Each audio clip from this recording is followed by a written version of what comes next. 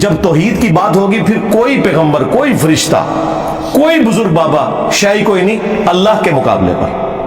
اب یہ کہتے ہیں کہ جی وہ یہ بات کہاں لکھی ہوئی ہے؟ حالانکہ یہ لکھی ہوئی ہے، حضرت ابوبکر صدیق نے جو کچھ بولا وہ کہیں نہیں تھا لکھا ہوا، خود سے بولا انہوں نے، لیکن میں جو آپ کو بتا رہا ہوں یہ ایگزیکٹلی انہی الفاظ کے ساتھ لکھا ہوا ہے قرآن میں، اس سے زیادہ پیشن کے ساتھ۔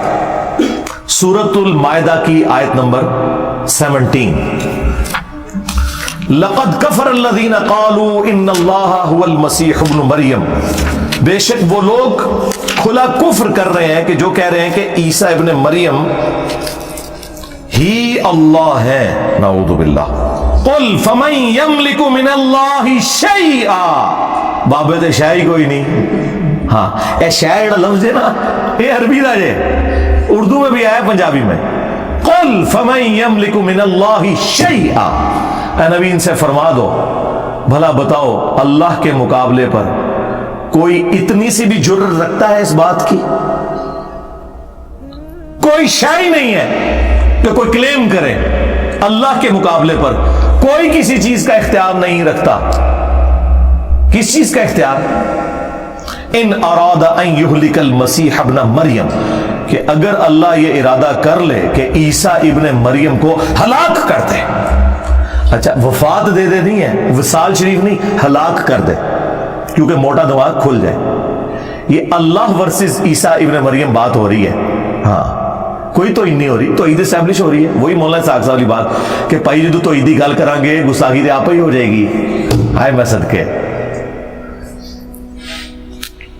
وَأُمَّهُ، اور ان کی ماں، وَمَن فِي الْأَرْضِ جَمِيعًا، اور جتنے زمین میں سارے بابے، لو سارے بابے، جتنے زمین میں سارے جن، سارے بزرگ، سارے انبیاء، سب کچھ کور ہو گیا۔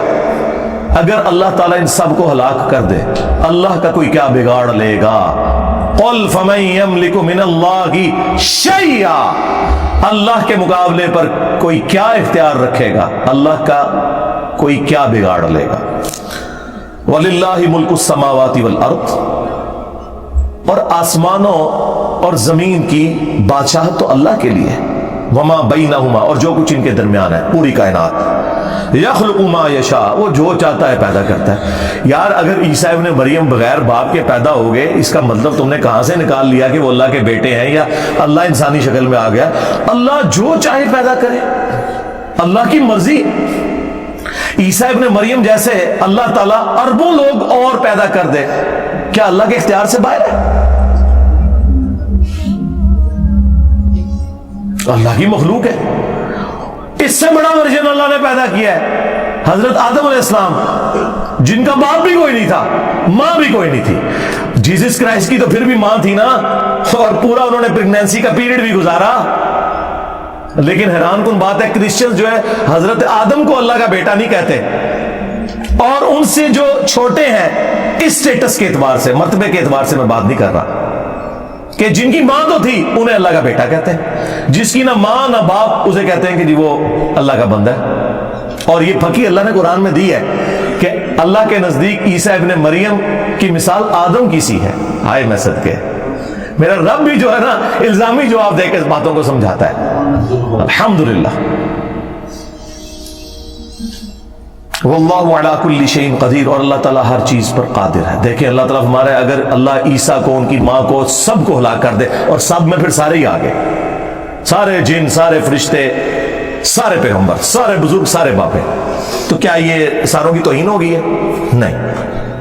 جب توحید اسٹیبلش ہوگی پھر بات اسی طریقے سے ہوگی۔ ہمارے نبی کے بارے میں بھی آیا، قل ارائیتم ان اہلکنی اللہ ومن معی او رحمنا فمن یجیر الکافرین من عذاب علیم۔ اے نبی تم فرماؤ کہ بالفرض اگر اللہ، یہ بالفرض تو ہم احتراماً لگاتے ہیں ساتھ تاکہ یہ فتویٰ نہ لگائیں، وہاں نہیں بالفرض لکھا ہوا، کیوں اللہ تعالیٰ کو کیا ضرورت ہے کہ کسی کو کلیریفیکیشن دے کہ میرے جیسا ہے ہی کوئی نہیں اور انبیاء شاہی کوئی نہیں؟ اللہ کو یہ بات کہنے کے لیے کوئی کرٹسی میں جانے کی ضرورت ہے؟ اللہ تو ڈائریکٹ بات کر رہا ہے۔ اے نبی ان سے فرماؤ اگر اللہ مجھے ہلاک کر دے، ہلاک، اور میرے سارے ساتھیوں کو، تو ہمارا کوئی اختیار نہیں اللہ کے مقابلے پر، تو کافر کس زوم میں ہے کہ کافروں کو اللہ کے عذاب سے کوئی بچا سکتا ہے؟ کمال ہے۔ میں کہتا ہوں کس لیول پہ اتر کے باتوں کو سمجھایا جا رہا ہے۔ یہ ہے وہ چیز جو آج مسلم عوام کو بتانے کی ضرورت ہے کہ جب اللہ کے مقابلے پہ آپ کوئی چیز کھڑا کریں گے تو اس کو پھر توحید کو اسٹیبلش کرنے کے لیے آپ کو یہ بتانا پڑے گا کہ اللہ کے مقابلے پہ کوئی فرشتہ، کوئی پیغمبر، کوئی جن، کوئی انسان، کوئی شے نہیں ہے اللہ کے مقابلے میں.